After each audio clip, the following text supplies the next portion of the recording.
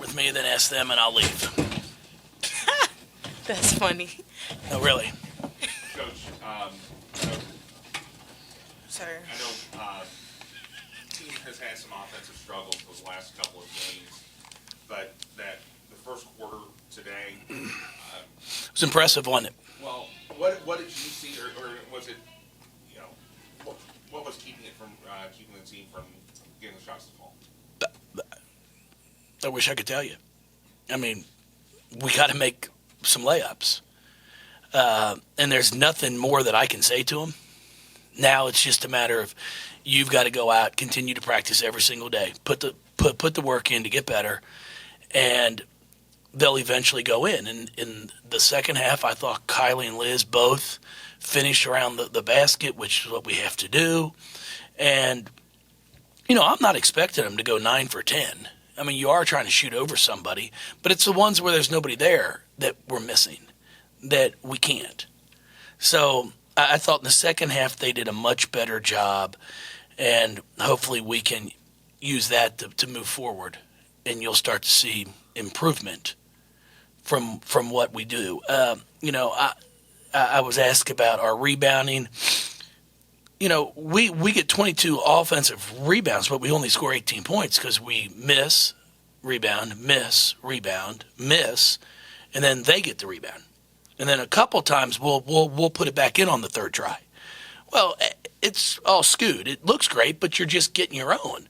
So our goal's always been to get between more than 15 second chance points. I could care less if we get 5 offensive rebounds and they all 5 lead to threes and we get our 15 points. But if we've got to continue to get 22, 23 of them to get 19 second chance points, and then that's what we're going to have to do. Narika came in and gave you some really quality minutes, a little more time than we're usually used to seeing her play. Just talk about her effort tonight. Yeah, I thought she played with a little bit more freedom tonight, instead of being as worried about our structure, because that's one of the things that her and I talked about yesterday at practice. Is just the difference in the game. The game in Japan, the way they play compared to how we play, they don't traditionally have what you would call a true post player. So they play a lot more 5-out, pass and cut. The tempo to theirs is much faster than our game. And trying to just get her to play at the tempo that she's used to playing at.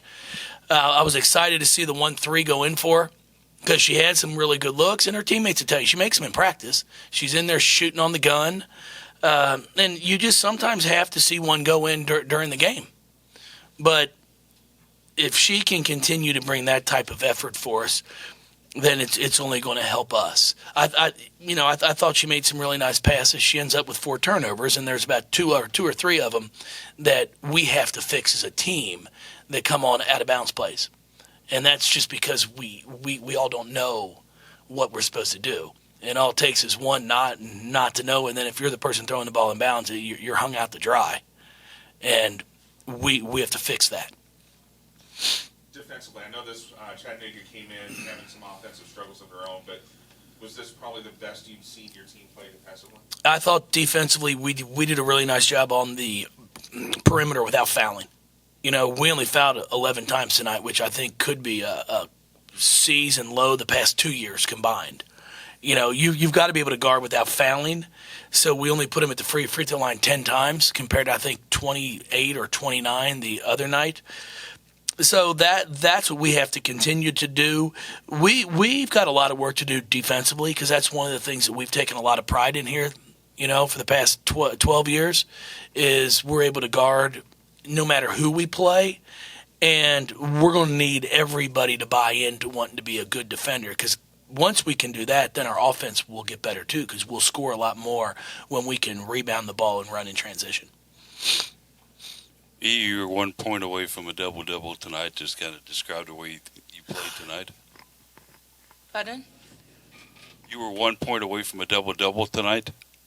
Just kind of describe the way that you played this evening. Yeah. I was just playing hard. Like Coach said, just wanted me to play hard on defense, and I was just doing my job, and I didn't even know I had 9 points.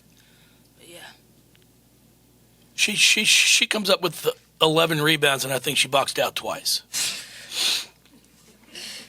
It's pretty amazing. I mean, it really is. Like, I mean, I'll go back and look at the film, and I'm just like, she don't even box out. But if I can get her to do that at times, because there is something to be said about rebounding, and Monique Reed used to do the same thing. Mo used to pursue the ball, and she did as well as anybody I've ever coached. You can look at a shot and be like, hey, it's short. Why am I boxing out on the weak side if I know it's going to be short? And those are things that I think E does a really nice job of at times. She can look at the trajectory of the ball and see where it's going to go. But if I can get her to buy into boxing out at times too, I mean, I think she can average 10 to 12 rebounds a night, which from a guard spot, if you can get that from a guard, you've got a chance to be really, really good, because I think she can get more offensive boards also, which will help her score.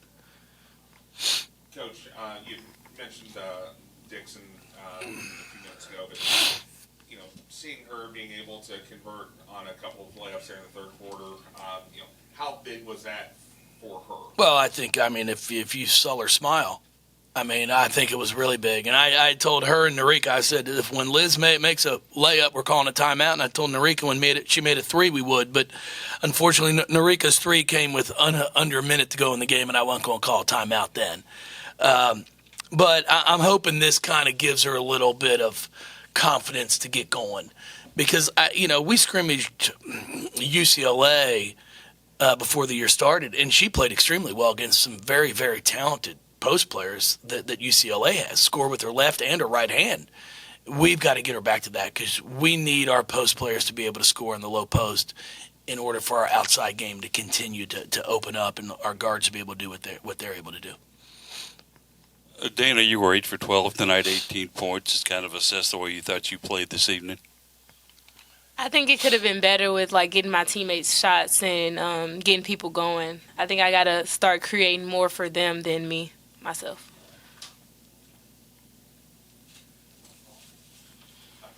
Elizabeth,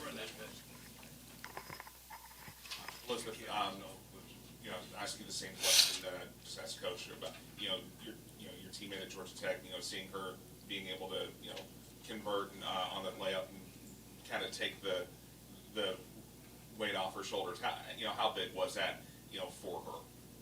That was really big for her. I was excited for her. I know she could. We all know she could hoop, and we all know she could score around the basket. She's just struggling. And it's normal. It's not nothing big, but I was excited. I was extremely excited for her to just see the shot going in and back-to-back shots.